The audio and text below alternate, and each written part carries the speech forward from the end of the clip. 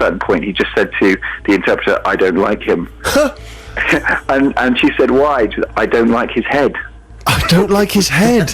Yeah. Well, is that because your head's as big as his body? The smallest man in the world, which I think's fair enough. You've been dissed by a tiny, tiny man. Wow. And so this week you've got so perhaps less sensitive subject matter because it's enormous pets. It is the world's fattest pets, and me. and that was quite a lot of fun because I think we all are quite amused on one level when you open sort of a tabloid newspaper and there's a photo of a fat moggy or a fat dog or whatever. It's kind of a source of mirth. It's always fun. And so I kind of just thought, right, well, what's behind this? How, what kind of owner allows, for example, a Labrador dog to get twice the weight he should be? One particular dog called Rusty, who got to 12 stone. Whoa, that's as heavy as me. That's outrageous, isn't it? So I met his owners, and he's been on a diet since then. But it was very interesting to see, because I've had a theory really that if you let your children get obese, or if you let your dog get obese, then you're not 100% emotionally all there, basically. And there have to be issues. I think it's an extension of what's wrong with you, that you let your animal get so fat. And what's funny is that a lot of the owners themselves are very slimline, and kind of keep fit and all the rest of it. So it's quite cruel that they let the animals get fat on their behalf. What was the funniest big animal you saw? Well, the Germans have a fixation on rabbits. So I've met some of the largest, possibly the largest rabbit in the world, and the Germans have a special breed of rabbit called the German giant rabbit. So that was quite amusing because I also speak a bit of sort of sub-GCSE German, so I kind of got under the skin of German society there. And there were some really strange, unexpected twists in the stories. For example, I was in California with the world's tallest dog, which is quite amusing, called Gibson, who's a Great Dane, and his owner is quite a self-publicist, as a lot of Americans are, and that's this woman and the dog now have a stalker. Wow. Is it a giant German rabbit? Professional stalker, court injunctions, everything, you name it. And I got caught up in this because we went on walkabout, and I think the stalker is very jealous of all the attention, and she actually turned up, and the police were called and everything. So I thought it would just be a nice little jaunt to California, a bit of a chat about a tall dog, and then we all go home. But I just discovered that the dark side of celebrity affects even dog owners. It was like really something bizarre. From Kevin Costner's The Bodyguard. It's almost the same, actually, word for word. Do we see that in The World's Fattest Pet and Me, which is on Channel 4, 10 o'clock this Tuesday? Yes, it's all there. We see that, and also if you missed The World's Smallest Man and Me, that's repeated at 11 o'clock on Wednesday on Channel 4. That's right, bless you for having all the facts. I have all the facts here, so yes, Tuesday and Wednesday if you want to see fat and small and tiny and big. Thank you so much, Mark. We have to go to the news, I'm afraid. Thank you, Stephen. I appreciate you talking to us. See you guys soon. All the best. On digital.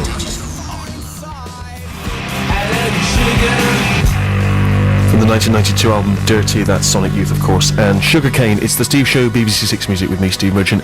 We are delving into the Pigeonhole, 3 new releases, or tunes that we've not yet cast our opinions on, and I like to, that's one of the great things about being British, is you can, use language as you see fit. I mean, Shakespeare, of course, created, I think it was 72,000 words, I think, and so why not? A lot of people are saying very much Steve, the new Shakespeare, so I can do what I want. That's what I've decided.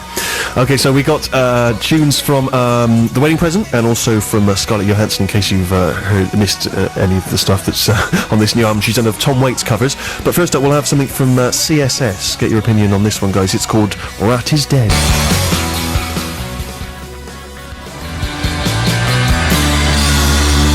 Available to download as a taster of the new album, which is out in June and will be called Donkey. That's CSS, and the song is Rat is Dead. It's the Steve Show, Six Music with me, Steve Merchant, my little gang here. We're giving our opinions of that tune, starting with you, Harry. Yeah, I really enjoyed that. I don't think CSS will ever change anyone's life, really, but with the summer festivals coming up, they also a highlight of our Glasgow last year. They were. Engaging live performers. She's suitably bonkers. And yeah, great fun all round. I enjoyed that. Sammy, do you share that view? No, sadly, and it makes me a bit worried about the new album, because I loved the first album. There was something beautifully raw and electronic about it, and that just seemed pretty much could have been anyone. You wouldn't have gone, that's CSS. But if you hear something like Ah La La, or is it Music Is My Hot Sex? Don't say sex. Song. Not on a Sunday. If you hear one of them, you go, that's CSS. Isn't that brilliant? I would never have guessed, other than her slight accent, that was them, and that upsets me. I hope Donkey is going to come up trumps. Dan, I remember the days when you used to live with me. Yes. in a purely innocent I'm way. pleased about that because it went on for about 6 years. So I'd be disappointed if you'd forgotten. But I have a vague memory of watching music television with you. Yeah. Almost every single day for Yes. hours. Yeah. I was in the days when we had New Life. What a lot of time we wasted. We did, and I remember seeing CSS, acting a bit nutty, probably in the street in Brazil. A nice kind of electronica indie fusion. Do you share Sammy's concern that the electronica edge, which is something I know you love, is missing? Well, brilliantly, both geographically and emotionally, I'm between Harry and Sammy. Okay. I liked that. I did enjoy it, and there was just about enough of an edge to keep me going. But I'm a bit worried that their sexy electronic poppy rocky thunder is going to be stolen by the Ting Tings. Sorry, I think it's happened. Thank you very much indeed. Solid, good opinions where you didn't liken it to something else. That sounds a bit like Debaser by the Pixies. So what? We'll have a new one from The Wedding Present after this. BBC Six Music. Lovely girlfriend. The Wedding Present have a new album that is out tomorrow. It's called El Rey, and that song features on it, although that is a remix version called the Jet Age Remix, which features on a 4-track EP that is basically remixes of that song, and the tune is called The Thing I Like Best About Him Is His Girlfriend. The Wedding Present, been around a long time, of course, an old John Peel favourite, took a brief hiatus while Gedge became Cinerama, who I thought were excellent, and then come back again as The Wedding Present. Dan, where do they sit in your life story? Well, I've always enjoyed them, and I'm kind of pleased to hear that they're still around, like the shipping forecast. I like to know they're there, but I'm not sure that I'd go out of my way to listen to it. Does that add to the great canon of the WP? I'm not sure it does. It sounded a bit, I don't know, formulaic. I've always thought, Harry, that you should be a big fan of The Wedding Present. You know, raging guitars, lovelorn lyrics. Gedge now, I think, probably approaching 50, but still talking about people's girlfriends and, following girls home and the like. But you've never really been a fan? No, I never really caught up with them, which, is always something I feel very ashamed of. I enjoyed that, and it did seem, like you say, lyrical themes haven't really moved on. Musically don't seem to have moved on. Is that a bad thing? We're slating CSS for changing. Can we slate The Wedding Present for staying the same? You know, who do we think we are? I thought I was generally quite good fun.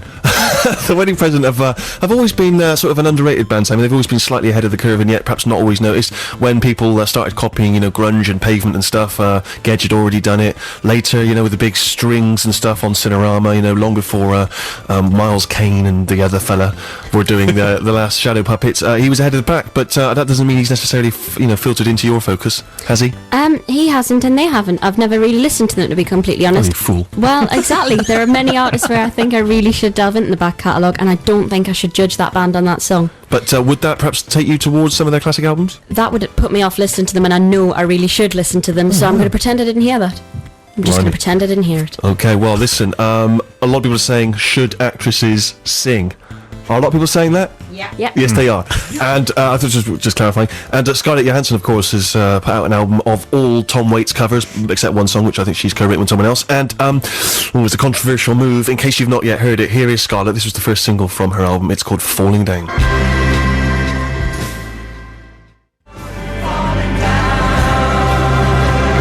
Featuring David Bowie on backing vocals, of course. That's Scarlett Johansson from her Tom Waits covers album, Anywhere I Lay My Head, and the tune is Falling Down. It was slammed, apparently, on the Chris Evans Drive Time show by the listeners. Are you going to be joining that chorus?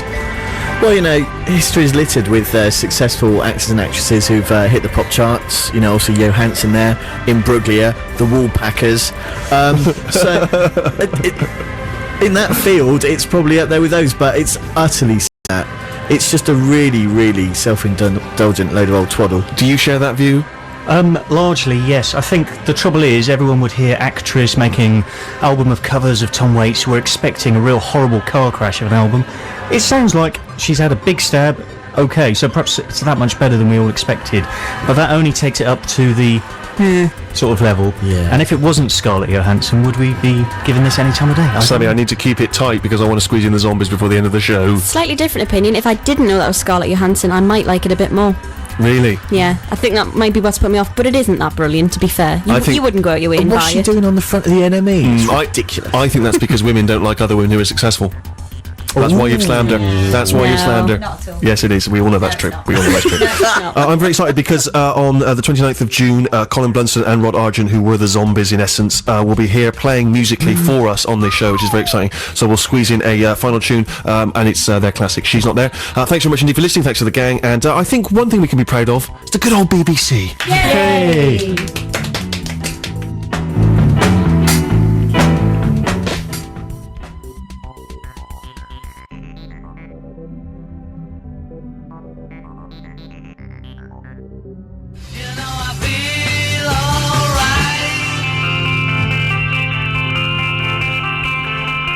Hello!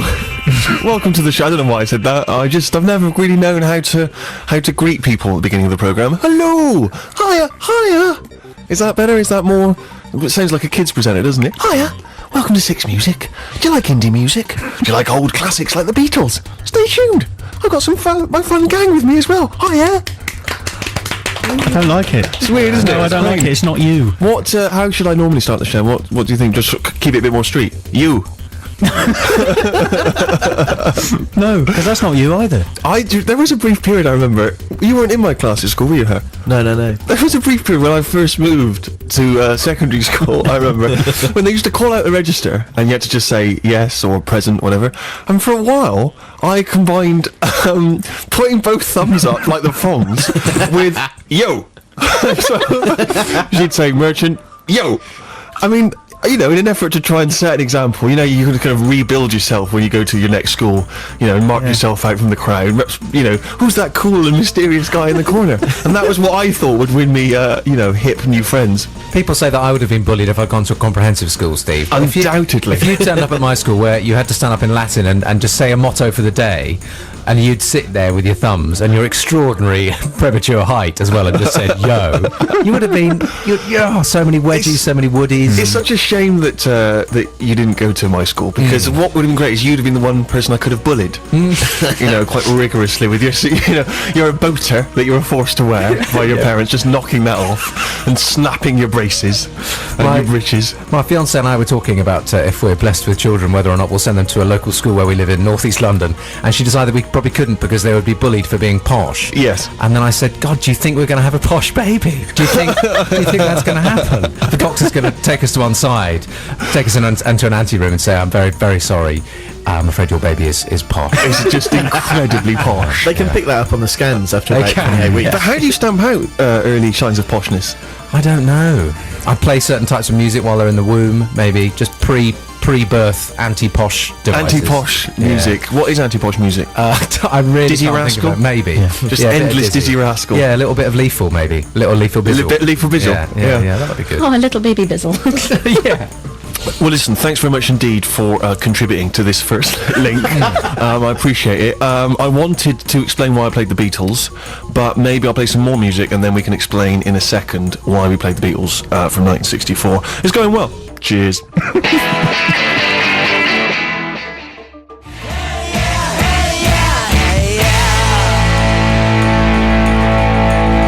Eastern Conference Champions, single sedative from the album Merrytown that came out on May the 5th. And it's Steve Show, BBC Six Music, with me, Steve Merchant. Yo!